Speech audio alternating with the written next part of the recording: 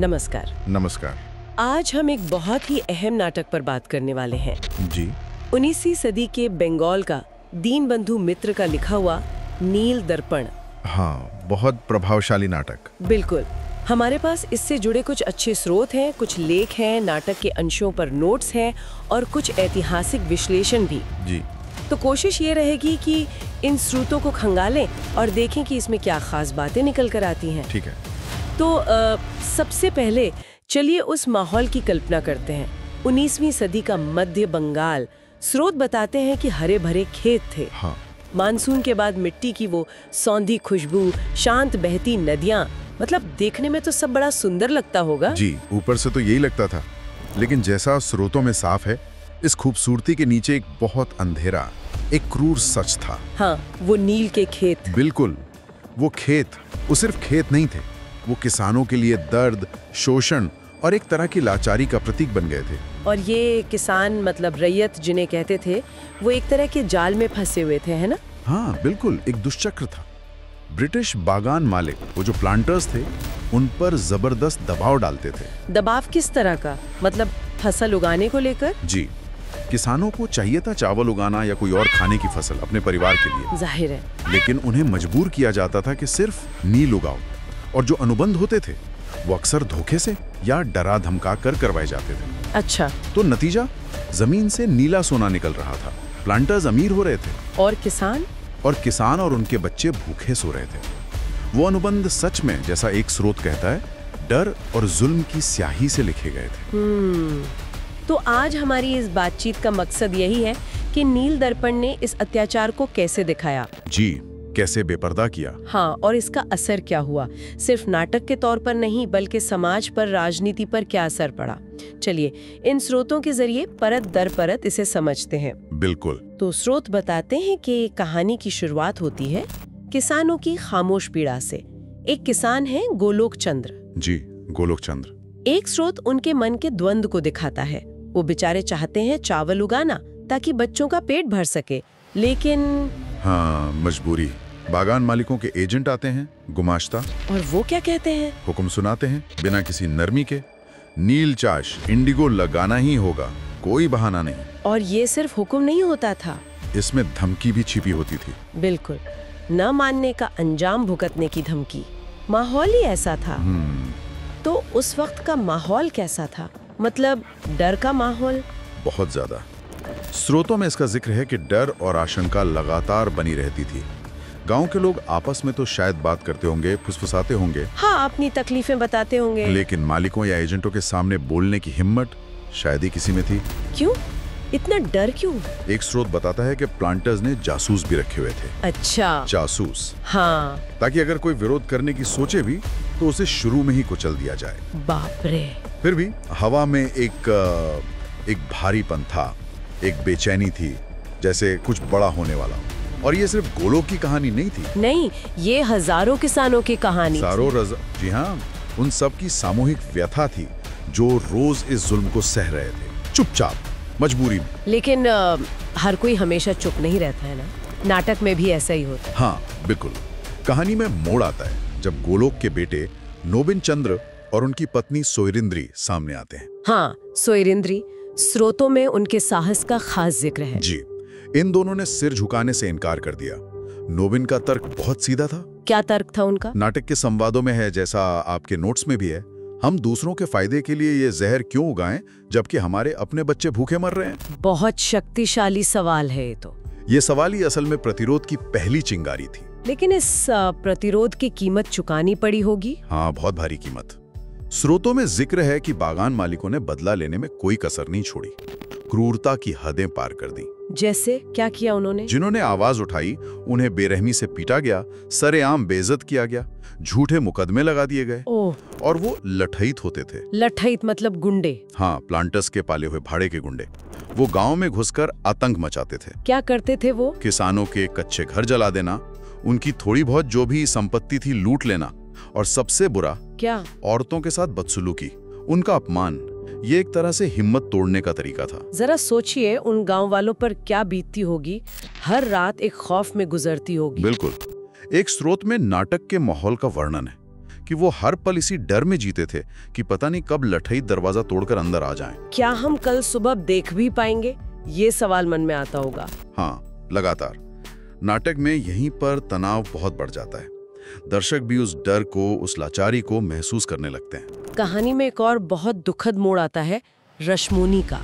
हाँ, रश्मोनी का विलाप, ये एक बहुत मार्मिक क्षण है। वो अपने पति के शव पर रो रही है। क्यों मारा गया था उसका पति? उसका गुनाह बस इतना था कि उसने नीलू गाने से मना किया था और शायद दूसरों को भी ऐसा करने के लिए कहा था। और इसकी सजा मौत।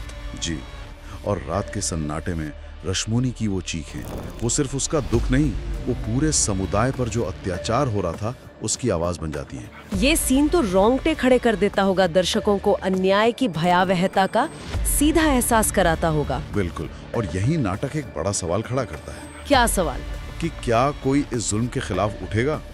क्या ये किसान एकजुट हो पाएंगे, या बंगाल हमेशा ऐसे ही नील और आंसुओं में डूबा रहेगा? हाँ, ये सवाल तो दर्शकों को बांधे रखता होगा, उम्मीद और नाउम्मीदी के बीच। जी, क्या बदलाव आएगा या सब ऐसे ही चलेगा? इसी माहौल में नोबिन कोशिश करता है ना, वो हार नहीं मानता। नहीं, वो हार नहीं मानता। वो जानता है कि अकेले कुछ नहीं होगा। वो किसानों को इकट्ठा करने की, उनमें हिम्मत जगाने की कोशिश करता है। वो उनसे क्या कहता है? नाटक के संवाद हैं, हमें एक साथ आना होगा।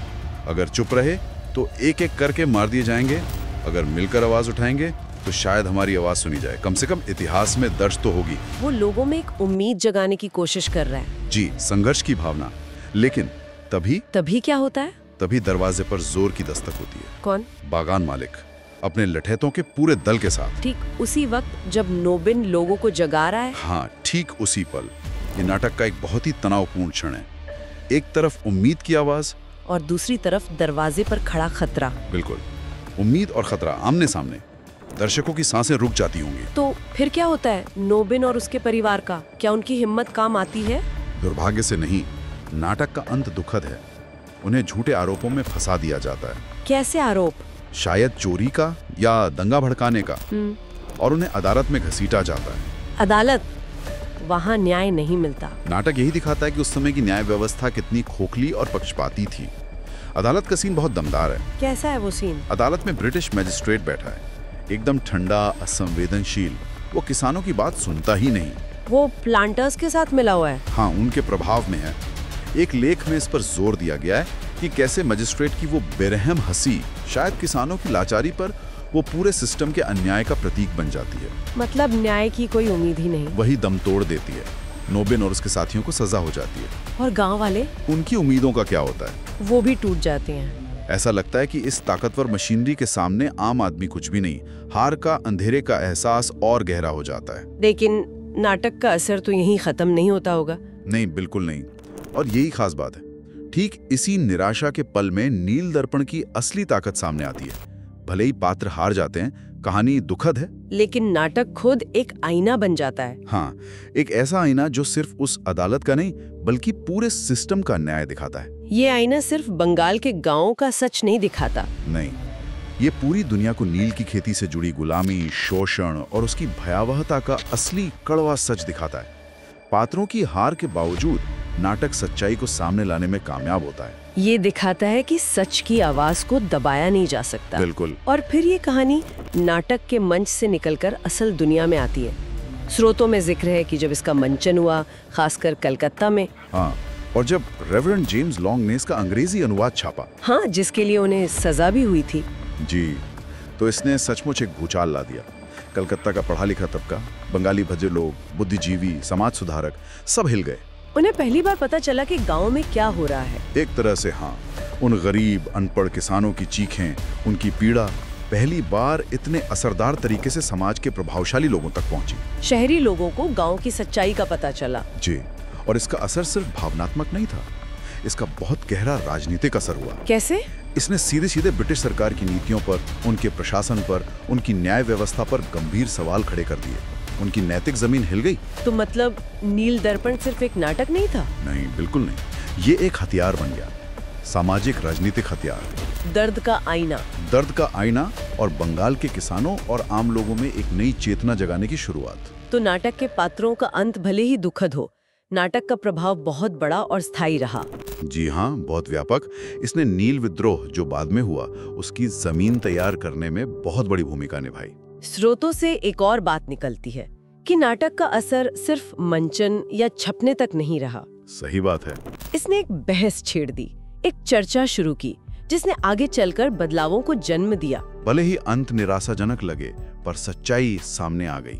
और जब सच इतने जोर से सामने आता है तो अन्याय की नींव कमजोर हो जाती है, वो ज्यादा दिन टिक नहीं सकता। इस नाटक ने उस प्रक्रिया को तेज किया। तो आज हमने इन स्रोतों के आधार पर देखा कि नील दर्पण सिर्फ एक कहानी नहीं थी। जी नहीं, ये उस वक्त के भयानक जुल्म के खिलाफ एक बहुत बुलंद आवाज थी, इतिहास का एक महत्वपूर्ण दस्तावेज जिसने बदलाव लाने में मदद की। बिल्कुल, ये दिखाता है कि कला में, साहित्य में कितनी ताकत होती है। वो समाज का आईना बन सकते हैं, सोई हुई आत्मा को जगा सकते हैं। हाँ, और एक दिलचस्प सवाल भी छोड़ जाता है ये नाटक। क्या सवाल? नाटक दिखाता है कि सच बोलने की कीमत चुकानी पड़ती है, लेकिन ये भी बताता है कि सच में ताकत बहुत होती है। जब अन्याय पूरी तरह सामने आ जाता है तो सवाल ये नहीं रहता कि वो खत्म होगा या नहीं, बल्कि ये कि वो कब तक टिक पाएगा। बिल्कुल। तो आज की ये बातचीत यहीं खत्म होती है, लेकिन एक विचार जरूर रह जाता है मन में जी, कि आज के समय में हमारे समाज में जो अन्याय है, जो अनदेखी सच्चाइयां हैं, उन्हें सामने लाने के लिए कहानी कहने के या कला के किन रूपों का इस्तेमाल हो सकता है। सोचने वाली बात। क्या आज भी कला में वो ताकत है जो कभी नील दर्पण में थी? इसी सवाल के साथ आज विदा लेते हैं। नमस्कार। नमस्कार।